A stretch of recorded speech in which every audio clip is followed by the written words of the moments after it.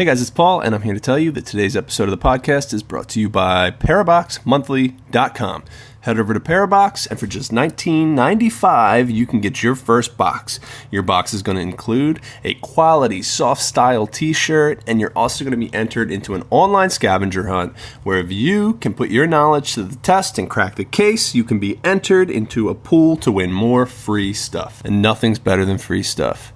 Parabox is awesome. We recommend it. We love it. I can't wait for my next box. ParaboxMonthly.com. Use promo code Goose Pimples at checkout and get 10% off your first box. Thanks.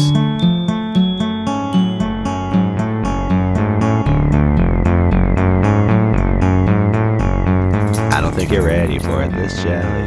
Welcome, ladies and gentlemen, to another episode of Goose Pimples, a show where I, Paul Breeden, am joined by my wonderful cousin, Eric Arterbridge. To delve into the creepy and skin-crawling and supernatural and paranormal and all-around bizarre. I can't think of any other words to describe the things that we talk about, Eric. Can you? Neither. No. Creepy. Spooky. Yeah. But we're back. And as you guys may have noticed, we have switched the show to a bi-weekly format. This isn't purely out of laziness, although there's definitely some of that on Eric's end. We just want to. Things are pretty hectic right now. Both of us have a lot going on, and I didn't want the show's quality to suffer because I was feeling rushed to prepare these episodes to get them ready. So you got a new baby. I got a new baby. You're in college and you're learning how to become a millionaire on your online courses. Yep. And I just, I didn't want the show to suffer. So I think it's going to be better for everybody if we do this bi-weekly, even if it's just for a little bit. This may not be a permanent thing, but it'll give me more time to kind of get the episodes and the research done and get it to where I want it to be. That's right. That being said, I have one that I'm very excited about today. This was probably one of the first ideas I had to do when we started this podcast. And this is going to be part 2 of our Ghosts of series. And Eric, did I tell you what I wanted to do? Did I tell you what this episode's about? No, you didn't tell me anything. What are we talking about today? Okay, so today we are going to do the Ghosts of Washington D.C., not the state. Oh, thank you. I was not sure. Thank you for clarifying. No, nobody wants to know about the Ghosts of Washington State. I don't know. Maybe there's some interesting, Native American stuff going on out there. Probably. I think. All right. There's probably that everywhere. True. Am I right? When you're right, you're right. When you're right, you're right. Okay, so let's jump right into things, Eric. What do you think? Let's do it. All right. Are you familiar with Washington, D.C.? You've been there, right? I think I've been there with you. Yeah, I've been there a couple times. Okay. Have you ever visited Lafayette Square? I don't know, maybe. Lafayette Square it's kind of just like a park, and there's a statue and some cannons there. But anyway, you know who Francis Scott Key is, right? He's the guy that wrote the U.S. National Anthem. Yeah. Okay. Well, Francis Scott Key had a son. His son was named Philip Barton Key. And Philip was apparently the handsomest man in all of Washington. Ooh. D.C., not the state. Oh. Okay? So in the spring of 1858, Philip Barton Key began an affair. And it was said to be a very well-known affair. They weren't trying to hide it at all. Okay. And the affair was with the wife of Congressman Daniel Sickles. Uh-oh. Yeah. And guess what, Eric? He killed him. Daniel Sickles found out. And what Daniel Sickles did is he confronted Key in Lafayette Square. And in a rage, Sickles shot Key 3 times. He shot him in the hand. He shot him in the private parts. Ooh. And then he went and shot him in the heart and ended the whole thing. Shot through the heart, and you're to blame. That's right. We nailed that one. So the congressman was actually acquitted of murder, citing temporary insanity, and establishing a precedent that still holds up in court to this very day. That's crazy. But the thing that we are more interested in is the fact that they say that now, on very dark nights, if you go to Lafayette Square, you can still see the ghost of Philip Barton Key walking around the spot where he was shot dead. Lafayette from your favorite show. Wait, didn't we talk about Lafayette? We talked about in the last episode there was a magician named Lafayette. Oh, Lafayette. I like this theme. Let's keep this theme. Okay, every episode we're going to have a little Easter egg, a little Lafayette Easter egg. Yeah. Okay. Now we're going to talk about another place that's kind of off the beaten path. It's kind of on the outskirts of what you would think of when you think of Washington D.C., and that is a building known as the Octagon House. Octagon House. Yeah. Now the Octagon House is a house that's located on 18th and New York Avenue, and it's supposedly one of the most haunted locations in all of Washington D.C. Wow. It's very. What makes it so haunted? What? What makes it so haunted? Ghosts. Oh. If you see the house, you'll know it because it kind of stands out the way that it is designed. I'll put a picture of it up on GoosePimplesPodcast.com for everyone to see. But it's had rumors of paranormal activity that have persisted throughout the last 200 years. Many people report hearing a violent ringing of the bells that were once used to summon the African slaves, even though the bell cords have long been cut. Oh, creepy. There have also been sightings of people who are known to have been killed in the house. And one of those people was the granddaughter of John Taylor. Now, his granddaughter, she fell in love with a British Army officer during the War of 1812. And as you know, that shit don't fly. That's right. And apparently, Colonel John Taylor forbade their union from ensuing. No, I can't read, Eric. I can't read still. That's a prevailing theme with the podcast is the fact that I can't read. Yeah, that's your eternal cross to bear. John Taylor was completely against this union, and he forbade it. And this ensued an argument. During the argument, and the details were left out, so I don't know how it happened, but during the argument, his granddaughter fell 2 stories down the stairs to her death. And ever since then, there have been sightings of a disembodied light, which seems like a candle light, ascending the curved staircase before a blood-curdling shriek and the sound of something heavy hitting the floor. Oh, that's creepy. That is creepy, right? Yeah. She's stuck in a pattern where she has to relive that over and over again. That's terrible. Yeah, that's just supposed to be your golden years when you're dead. Are they your golden years? Yeah. You're not supposed to be living in terror. Is that what Golden Girls was about? Were they all ghosts? Yeah. They was dead. I've never seen a single episode of the Golden Girls, Eric. Well, that's stupid. Can you believe that? I can't believe it. It's on Hulu.com. Is it on there? Yeah. Maybe I'll check it out. I put it on to fall asleep, too. I feel like at this point, it's not going to have the same effect as if I watched it when it was in its prime, when it was in its golden years. I used to watch it when I was just a young lad with my grandmother. You used to watch Star Trek a lot, too, didn't you? I remember you and Ryan watching Star Trek. I don't know if I did as much as Ryan. Well, who knows? You wanted to do everything Ryan did. Yeah. Let's talk about a little more popular building. Eric, do you know where the Capitol building is? Have you heard of the Capitol? I've heard of it. The United States Capitol building? Yeah, that's where they make all the big letters. Big letters? Yeah. Okay, well, there have been a few tragedies in the Capitol building, and these tragedies... Yeah, they're called the bills that get passed, am I right? I'm slapping my knee right now. Oh, man. That was a good joke. But no, the tragedies that have happened there, the tragedies aside from the political tragedies, they've led to some pretty creepy ghost stories. Oh, interesting. So, Eric, let's start with some of the builders of the Capitol. So the earliest sightings of an apparition reported in the Capitol building date back all the way to the 1860s. And that's old. Oh, my God. Yeah, that's old.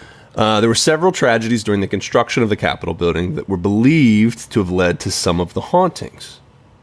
One worker died while constructing the stunning rotunda. Are you familiar with the rotunda? You've seen it? Eric? Huh? You've seen the rotunda? Yeah. Yeah? Everybody has seen it.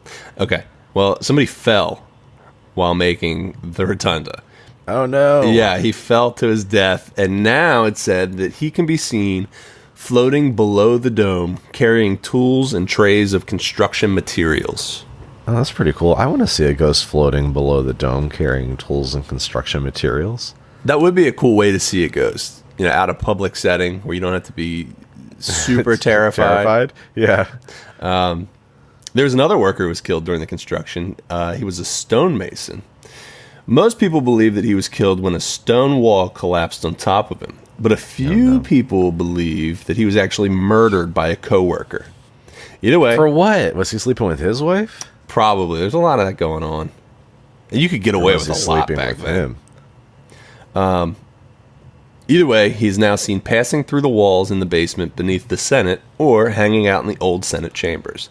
Eric, speaking of people that killed people and got away with a lot of stuff back then in those days. Yeah. This is a little side note. I mean, we're kind of getting away from things here, but there's a book that you need. Do you read books? Do you do books? Not when I'm in school. Okay. Well, there's a book called The Devil in the White City, and I recommend it to anyone listening to this podcast. It's a book about H.H. Holmes as well as the Chicago World Fair and how they kind of collided into a, I don't know, almost like a giant play place for H.H. Holmes. You know who H.H. Holmes is, right? He was the first American serial killer. Yeah, you was telling me about him when I was visiting you the other day. Okay. Well, I'm reading the book. It's a very good book. I suggest that everyone else reads the book. And if you don't, I have a feeling that if you listen to Goose Pimples, you're still going to find out quite a bit about H.H. Holmes somewhere down the line. But that was my... Okay. What's the book called again? It's called Devil in the White City. Oh, okay. I need like a jingle to pop up and be like, Paul's Book Reviews. that was it. That was the jingle. There you go. Okay. Let's get back to the Capitol building. Great. Okay. So some people report hearing loud raps of a gavel at night in a dark chamber of the House of Representatives. Many people believe that this is former Representative Joseph Cannon and Champ Clark. Champ Clark, I guess, was a representative. That's a pretty cool name. And these two hated each other, and it's believed that they are returning to the hall to continue their angry debates that they had during their lives. They should get Trump in there to argue with him. It's probably him just in there banging the gavel, trying to feel important. I'm in charge. Oh, that's not nice, Eric. Some people... Well, Trump's not nice. Some people like him, maybe. They say those people exist. Yeah. The United States Capitol Police have claimed to see Senator Thomas Hart Benton sitting at a desk in the National Statuary Hall. I don't know who a lot of these senators are, but this was like the list of all the ghost sightings in the Capitol. Steve Livingood, he is the chief tour guide for the Capitol Historical Society, and he claims that he has seen former Representative Wilbur Mills roaming around outside of his former office late at night. Oh, wow. So there's just representatives and congressmen who they don't want to give up their work after they die. You know what? It's because once you get a little taste of power, you can't give it up. That's true. Even in death. Even in death. This is supposed to be their golden years where they're relaxing and taking it easy. They're still working. I've never heard anybody refer to death as your golden years. I like it, though. Yeah, well, when you're tired of life, I guess you view death as the golden years. Yeah, I guess so. Well, here, this one's a little sad. This guy's years aren't as golden. This is a sad story. There's a man named Charles L'Enfant. And it's actually pronounced Lafayette. Well, I don't think this one is. But okay. Charles L'Enfant. L'Enfant. It's French. He was a major during the Revolutionary War, and he served with George Washington at Valley Forge. Oh, that's pretty cool. Yeah, in 1791, he was appointed the city planner for the new city of Washington. After submitting a grandiose plan for the capital, he was eventually dismissed by Washington, and his ideas were never fully adopted. It is said that L'Enfant spent the rest of his days bitter and attempting to get some sort of payment from Congress for his work as city planner. I don't know if he ever did get any payment for his work as city planner, but it is believed that to this day he can still be seen walking through the halls of the Capitol with his head down, muttering to himself, with the plans for Washington, D.C. tucked beneath his arm. It's sad, right? Interesting. Yeah, it's supposed to be his golden years. I know. Oh, well, what can you do? I know, you can't win them all. You really can't. You can't fight City Hall. Okay, how about William P. Talby? You know him? Who's that? William P. Talby was a congressman from Kentucky. From 1884 till 1888. During his term, he was accused of adultery and implicated in a patent office scandal by a Louisville Times reporter named Charles Kincaid. He's that painter. Yeah, the painter of light. Yeah, that's him. I think this was his dad. Oh, okay. Okay, so things worked a little differently back then. One day, Talby saw Kincaid in the Capitol. Talby decided to take a bit of revenge on the much smaller reporter Kincaid. He was not happy about being implicated in a scandal or accused of adultery. So Talby reached out and tweaked Kincaid's nose in an attempt to embarrass him in front of everyone that was present. Charles Kincaid was not happy about this. He rightfully so. He immediately left the Capitol building, went home, grabbed his pistol. When he gets back to the Capitol building, he finds Talby walking down the marble staircase that leads from the House chamber to the dining room. He shot him in the face. Tit for tat. Yeah. You tweak my nose, I shoot you in the face. That's right. Talby died 2 weeks later, and Kincaid was acquitted of all charges after claiming self-defense. Man, it was really easy to be a lawyer in 1888. Yeah, right? That's crazy. So, many people have reported seeing the ghost of Talby on multiple occasions. And several times, Eric, this is funny, several times he has been spotted just before a reporter slips and falls down the stairs leading from the House chamber to the dining room. Uh-oh. So he's getting his revenge on all the reporters. He sure enough is. Okay, here's somebody you do know. I know you know this one, Eric. Don't disappoint me. Okay. I'm going to put your knowledge to the test. I'm ready.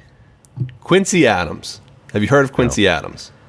I think so. Well, he used to be the president. Oh, okay. That sounds familiar. Yeah. See? Good job. Thank you. You recognize the name. Yeah. On February 21st, 1848, Quincy Adams suffered a stroke at his desk in the House chamber. He was then moved to the speaker's room, where his physical condition was deemed too precarious to move him again. He died in the Capitol building 2 days later. Wow. Many people still claim to hear Adams' voice denouncing slavery late at night in the National Statuary Hall. Good for him. One unnamed congressman even claims that if you stand in the exact spot where Quincy Adams' desk once stood, you can still hear his ghostly whisper. Ooh. Yeah, so he is reliving his glory years over and over again. Yeah, golden years. Yeah. Reliving his glory days in his golden years. He was a good egg.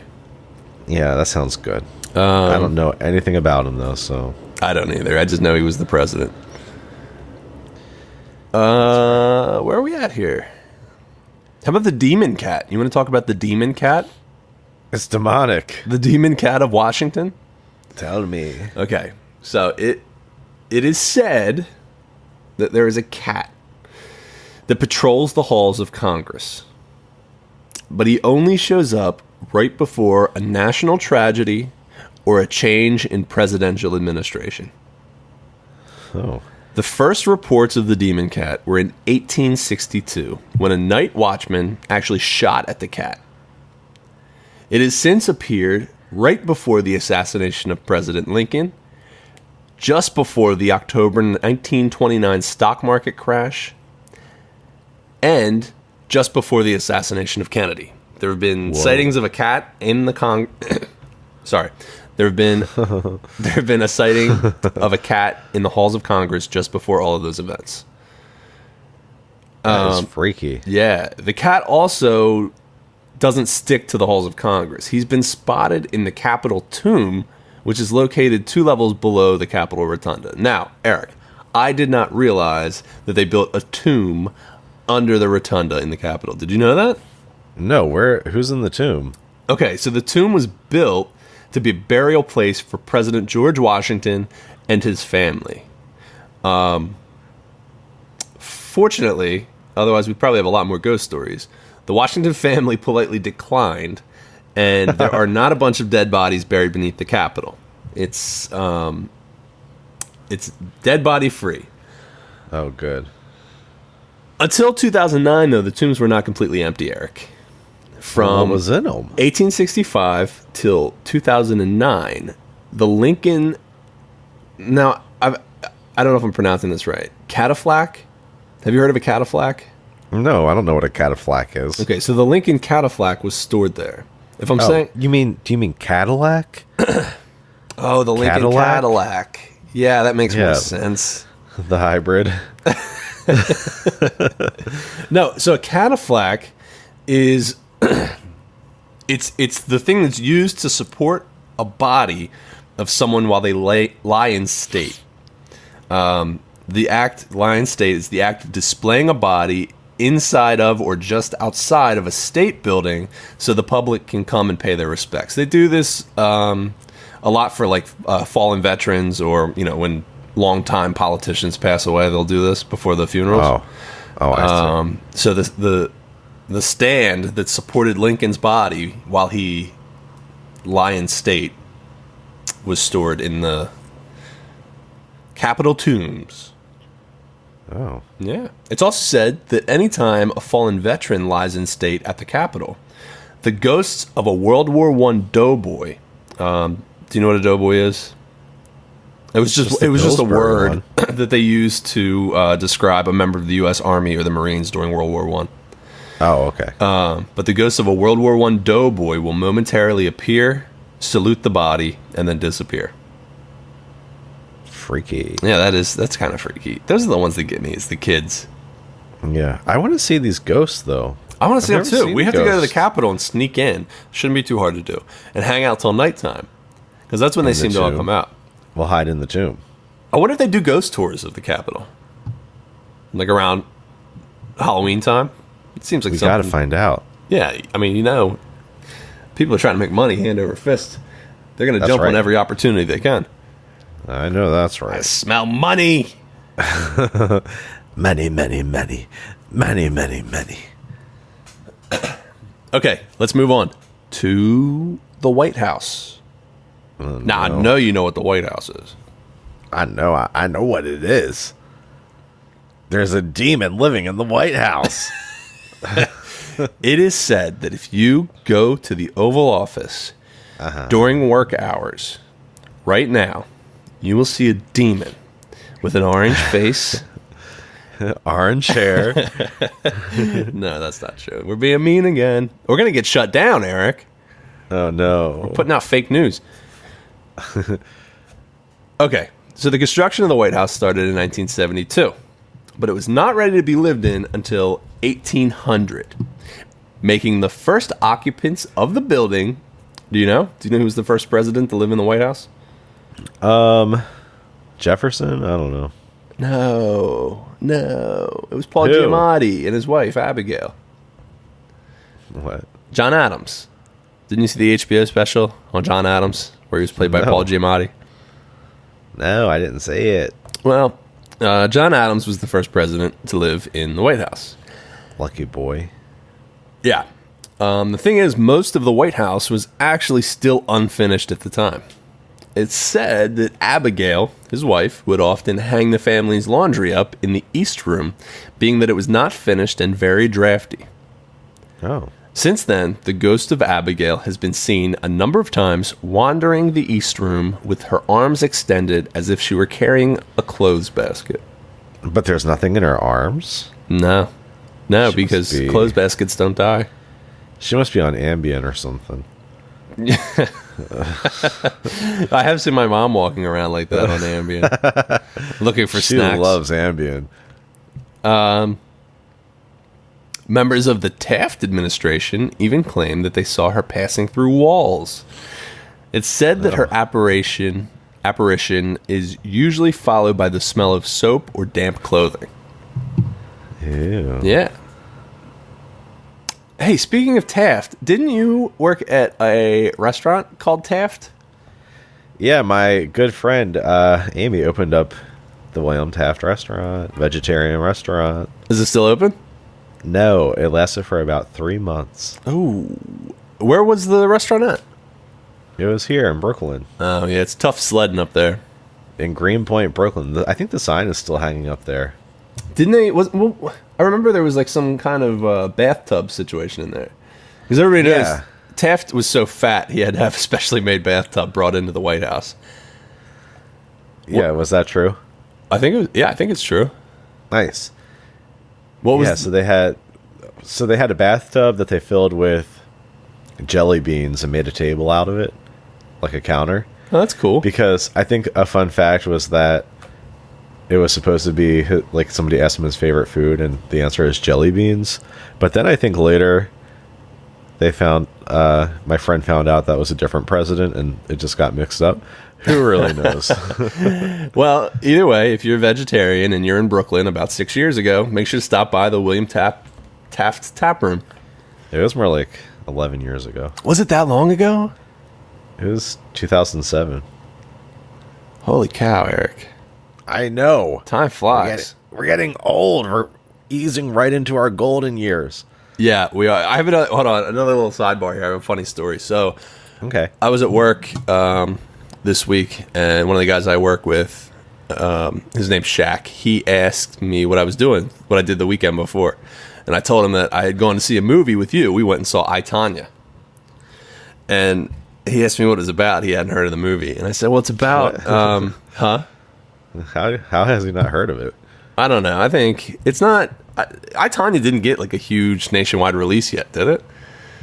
Yeah, it did. No, I haven't seen many commercials for it or anything. But It's like it was a great nominated for all movie. kinds of awards. It was a great movie. Yeah, great movie. But he asked me what it's about, and I said, "Well, it's about the whole Tonya Harding thing." And he goes, "Who the fuck's Tonya Harding?" Is he from this country? Well, yeah. And I was like, "Tonya Harding, Nancy Kerrigan, the ice skating thing." And he goes, "Who the fuck is Nancy Kerrigan?" And I was like, "Dude, this was like the biggest news story until the OJ trial." And I explained to him what happened. And he's like, "That's crazy. I didn't hear about this. When did this happen?" And I was like, "It was 94. And he's like, "Dude, I was 1 year old in 94. Yeah, man, it made me feel old.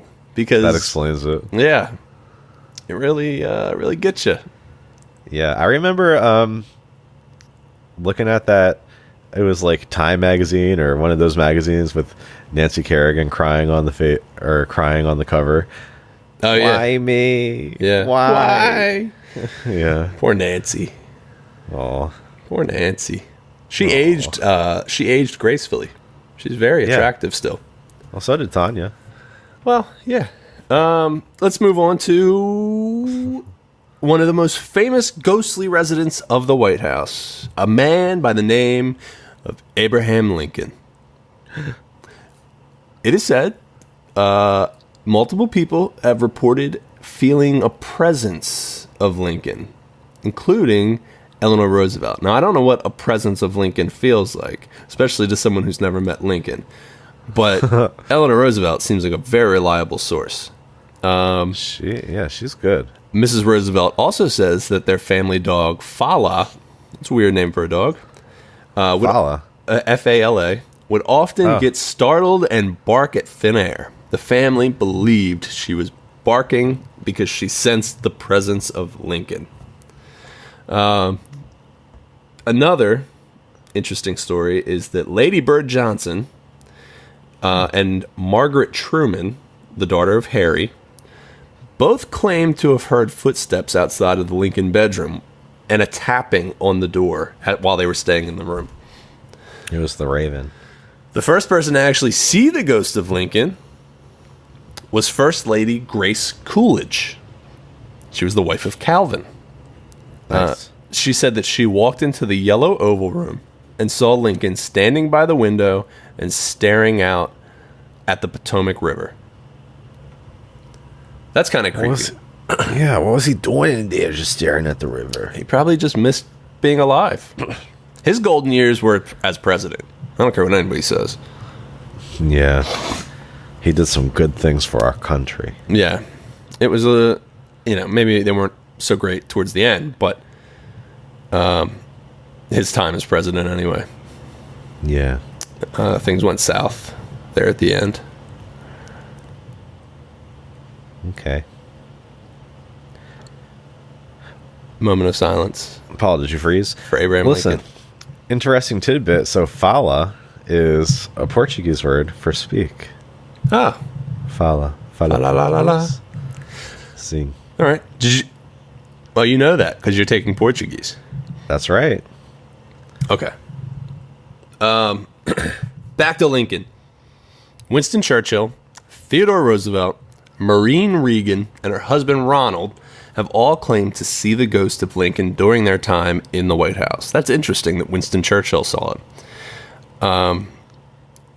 FDR's personal valet once came screaming from the White House, claiming that he had been scared off by the ghost of Lincoln. Get out of here. This is my office. The most noted sighting of Abe's ghost was by Queen Wilhelmina of the Netherlands. She reports while she was staying in the Lincoln bedroom, she heard a knock at her door. When she answered the door, she saw Lincoln in a frock coat and a top hat standing in front of her. She no clothes underneath. He just opened up the coat and flashed her. Surprise! She actually fainted. And then the last sighting... why did I write this? Why are you writing? I'm confusing myself. Okay. Can't read, can't write. And you make fun of me for being in college. The last sighting of Lincoln was in 1980 when a White House foreman claims to have seen Lincoln sitting in a chair atop a set of steps. Abe was not the only Lincoln to be seen in the White House, though. In 1960, Lyndon Johnson's college-age daughter, Linda, claims to have not only seen the ghost of Lincoln, but to have seen the ghost of Willie Lincoln and actually talked to him. Willie Lincoln. Do you know who Willie Lincoln is? I don't know. He was the son of Abraham Lincoln, and he died in the White House in 1862 of typhoid. How old was he? I want to say he was 11. Oh, that's sad. That's coming to the top of my head, but I could be wrong. I think it was 11. there are a lot of people dying from the flu right now. Yeah. Thank God I didn't die when I had the flu a couple weeks ago. Who's dying from the flu? Lots of kids, Kids? old people, and some. Yeah, I saw this mom died. That's sad. She's not a kid, though. I know, she was in like her 30s or something. Come on, Paul, silence your cell phone. I know. I'm sorry. Okay. Lincoln was not the only president to make their presence felt in the White House. Over the years, Thomas Jefferson is said to have been heard playing his violin in the Yellow Oval Room. Andrew Jackson is said to have been seen lying on what is thought to be his old bed in the Queen's bedroom. And people have claimed to hear a distinct guttural laugh many times since the 1860s, and that is said to be the type of laugh that Andrew Jackson had. Oh. Mary Todd Lincoln reported hearing the footsteps and the cursing of what she swore to be the ghost of Andrew Jackson. And there have been many reports that the ghost of William Henry Harrison haunts the White House attic. I don't know why he's stuck in the attic, but that's where his ghost is. And President John Tyler allegedly haunts the Blue Room. And First Lady Frances Folsom Cleveland, the wife of Grover Cleveland, is also said to haunt the Blue Room. This is the room that her and Grover were married in. Oh, how yeah, nice. That is a nice. She's definitely living her golden years, huh? Yeah. Okay, that's it for this episode. And if the ghost of Washington D.C. gave you goose pimples, just do us a favor and tell somebody about our podcasts. That's the best thing you can do for us. If you love us, tell somebody. You can reach out to us at goosepimple.podcast@gmail.com. You can go to our website at goosepimple.podcast.com. And you can also follow us on Instagram and Twitter. That's going to be the best way to reach us via social media. There is a Facebook page. If you want to join that, you can go to the Facebook page and join the Goose Pimples community. That's right. That's right. Like I said, we're going to switch to bi-weekly. So the next episode will be not next Monday, but the Monday after that. We hope you guys stick with us. I really do think that the podcast will be better because of this. God willing. God willing, Plus, and the creek don't rise. I don't know that one, but You know it, Eric. You've heard that. You can't tell me that you've never heard that. All right. All right. All right, fine. If you say so. Okay. All right. Bye, Eric. See you guys. I love you. Bye-bye. I love you. Bye-bye. Bye. And let it fade to black.